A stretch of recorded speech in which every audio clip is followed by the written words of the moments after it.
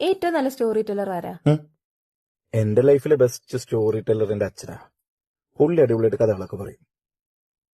അച്ഛന്റെ യക്ഷികഥ വലിയ ഫേമസ് ആയിരുന്നു.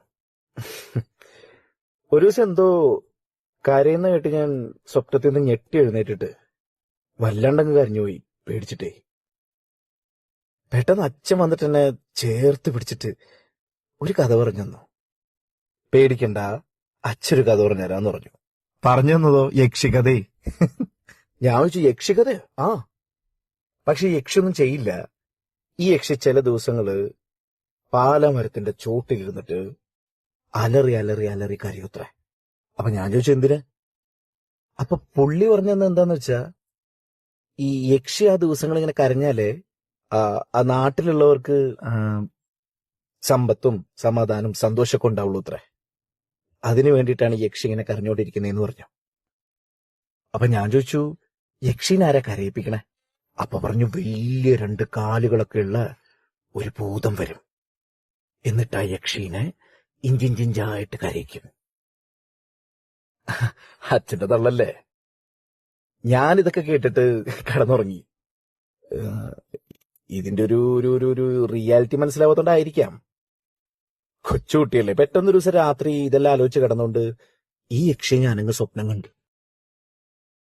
ഒരു വെള്ള സാരിയൊക്കെ ചുറ്റിയിട്ട് ഒരു സ്ത്രീ എന്റെ മുന്നിൽ വന്നിട്ട് ഇങ്ങനെ ഇരിക്കുക. തേങ്ങി തേങ്ങി തേങ്ങി ഇങ്ങനെ കരയുന്നുണ്ട്.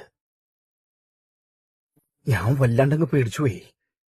ഞാൻ പോയി തൊട്ടപ്പോ ഇവരെന്റെ കണ്ണിലേക്ക് ഇങ്ങനെ മേലോട്ട് നോക്കിയിട്ട് എന്തിനോ വേണ്ടി വല്ലാണ്ടങ്ങ് കരയുക. പെട്ടെന്ന് എന്റെ കൈ പിടിച്ചിട്ട് ഇങ്ങനെ മുഖത്ത് വെച്ചിട്ട് ഇങ്ങനെ കരയുന്നുണ്ട്. ഞാൻ സൂക്ഷിച്ചു നോക്കിയപ്പോ ആ സ്ത്രീയുടെ കണ്ണിൽ നിന്ന് ഇങ്ങനെ 2 തുള്ളി ചോരയും ഇങ്ങനെ ഒഴുകുക. ഞാനത് കണ്ടതും പേടിച്ചങ്ങോട്ട് ഉറക്കെ കരഞ്ഞു. പെട്ടെന്ന് അച്ഛൻ വന്നിട്ട് കെട്ടിപ്പിടിച്ചിട്ട് എന്നോട് പറഞ്ഞു, മക്കളെ പേടിക്കണ്ട, മക്കളെ പേടിക്കണ്ട, ഇത് സ്വപ്നാണ്, പേടിക്കണ്ടെന്ന് പറഞ്ഞു. ഞാൻ കൊച്ചല്ലേ, കരഞ്ഞോണ്ടേയിരുന്നു. അച്ഛനെന്റെ വാ വന്നിട്ട് ഇങ്ങനെ മുറുക്കി പിടിച്ചത് എനിക്ക് ഇപ്പോഴും ഓർമ്മയുണ്ട്. ഞാൻ പറഞ്ഞു, അച്ഛനെ വേനിക്കുണ്ട്. അച്ഛൻ പറഞ്ഞു, കരയല്ലേ കരയല്ലേ കരയല്ലേ, അച്ഛനുണ്ട് കൂടെ എന്ന് പറഞ്ഞു. ഞാൻ ആ സ്വപ്നത്തിൽ നിന്ന് നേരെ റിയാലിറ്റിക്ക് വന്നൊക്കെ എനിക്ക് ഓർമ്മയുണ്ട്. പക്ഷെ ഞാൻ അച്ഛനോട് പറഞ്ഞു, അച്ഛൻ എനിക്ക് യക്ഷി കരയുന്ന ശബ്ദം ഇപ്പോഴും കേൾക്കാം. ആ യക്ഷി കരച്ചിൽ നിർത്തണേ ഇല്ല. എന്റെ ചെവിയില് അപ്പോഴും ആ യക്ഷിക്കാരുടെ ശബ്ദം കേൾക്കായിരുന്നു.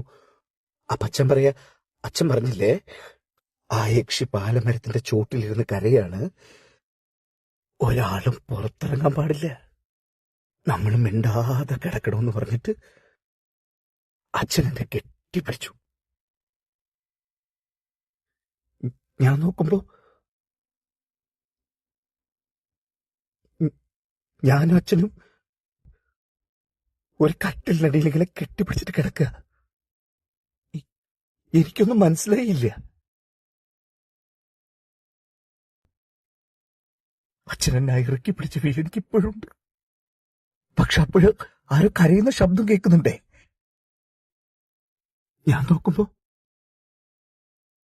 വെളിച്ചത്തിന് വലിയ 2 കാലുകള്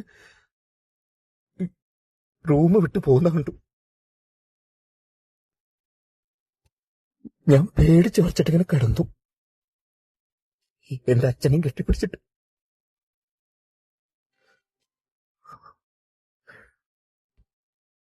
പിന്നീട് എനിക്ക് മനസ്സിലായി, ആ യക്ഷന്റെ അമ്മയെന്ന്. ആ കരഞ്ഞ് നിലവിളിച്ച ശബ്ദം അമ്മയുടെ ആയിരുന്നു.